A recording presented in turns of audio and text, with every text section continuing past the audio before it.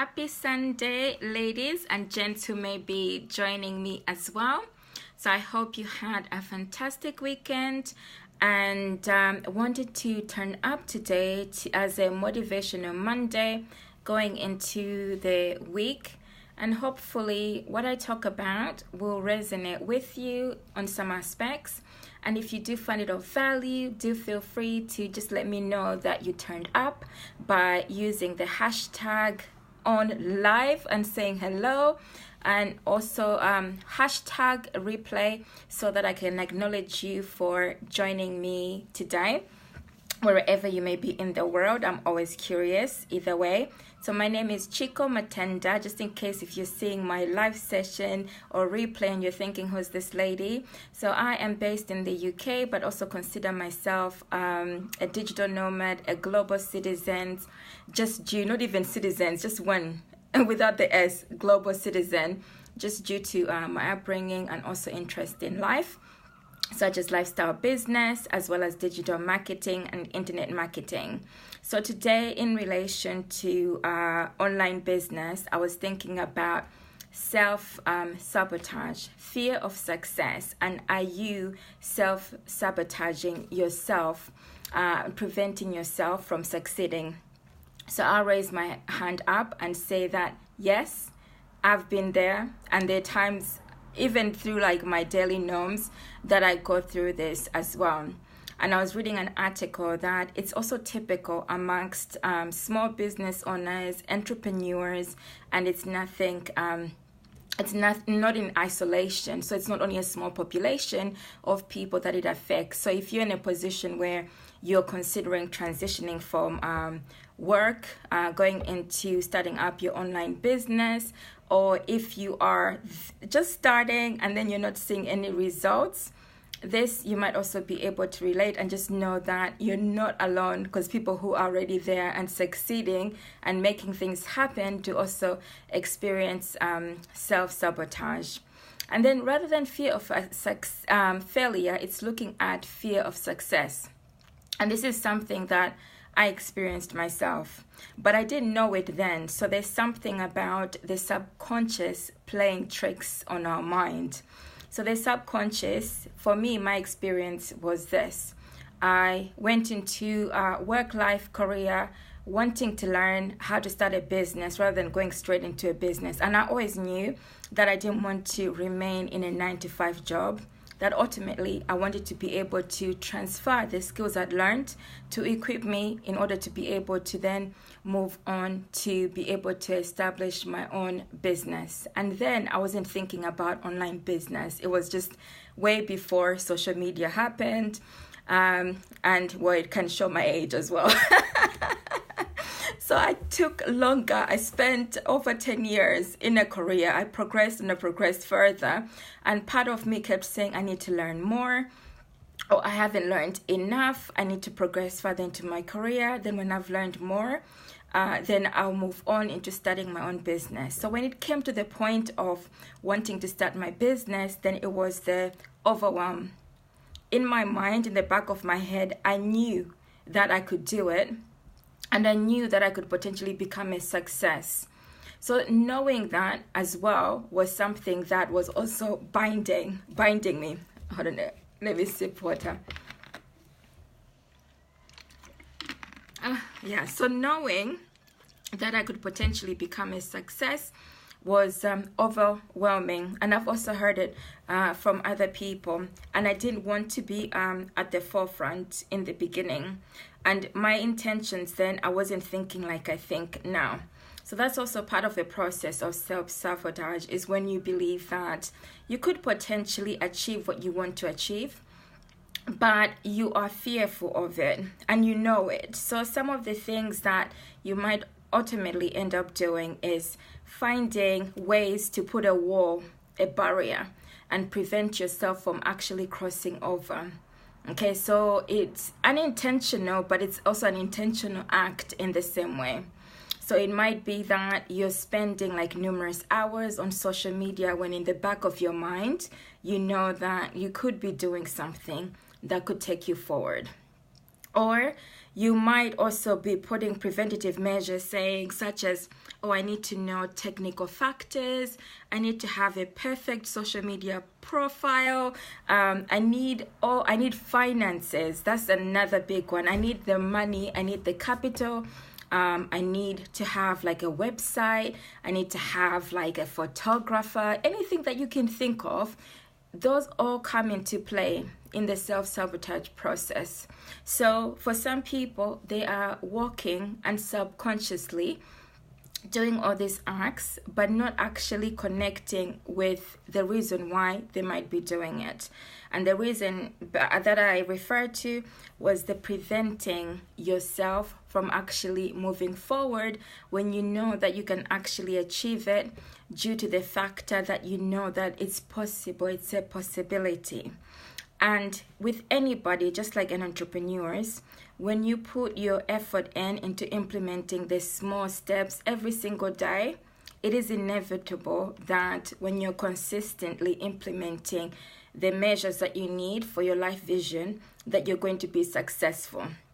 So even knowing that, then you might divert and then start to do other tasks as well that might come into play.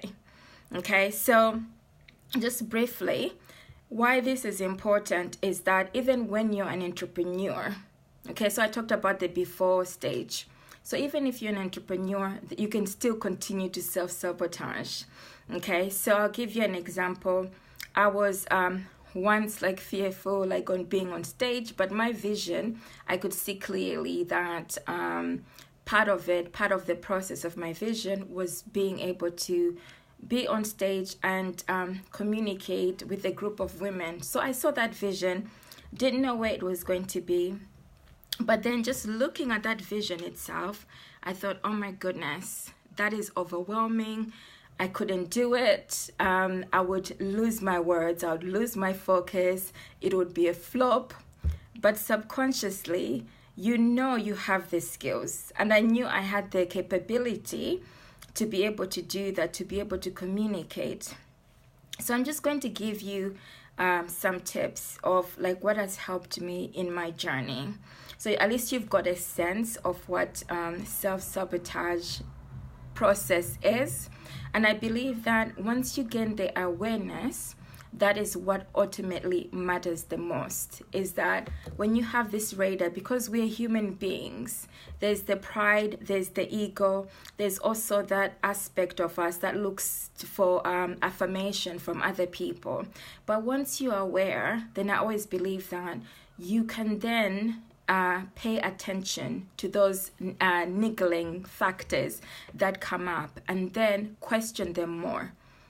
And in order to be able to will yourself forward, what could help is having a clear life vision, one that makes you feel emotional or emotionally tied to it, emotive.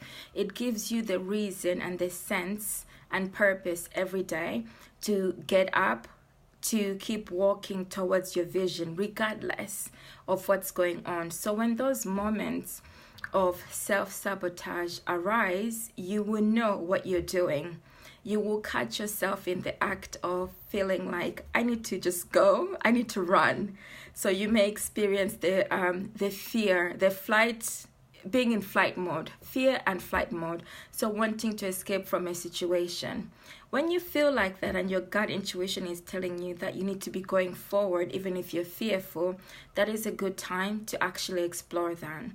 You will find that when you keep walking, as painfully as it may be, in terms of fear, nerves, is that once you start to embrace that more and more, then you're more likely to you're most likely to start validating in your mind the positive affirmations that you need to hear, so that you will, you're giving yourself the permission to be successful, and it is safe and it is all right to actually be successful, especially if your life vision is intended to add value in other people's lives.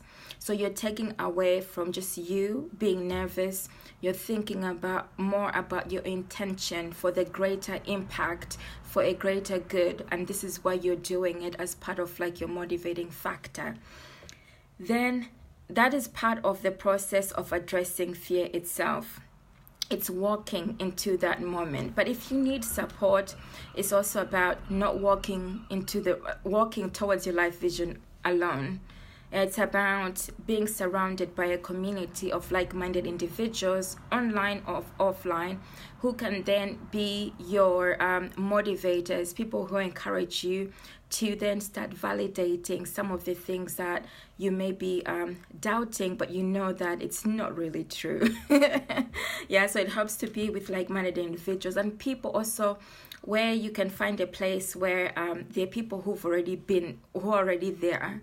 They're already achieving their success results, and there are people who will even challenge you a little bit more and move you closer and closer to the edge so that you're able to then face that fear of success, because then you will see success walking and breathing, and then imagine yourself being in that environment and what the true representation of you that you visualize in your vision in the near future, how that person would interact if they didn't have self-limiting beliefs. How would you show up to those type of places or in your business? And the more you can imagine yourself being with that person in the future, in the now, then the likelihood is that all the little niggling factors of fear will start to minimize more and more. Then I've covered. I was just trying to see if I've forgotten anything else. Yeah, so it's the admittance, it's the acceptance, it's the self-awareness. Because any venture that we go on, it's unknown. We don't know what tomorrow will bring, but what you know is your gut intuition.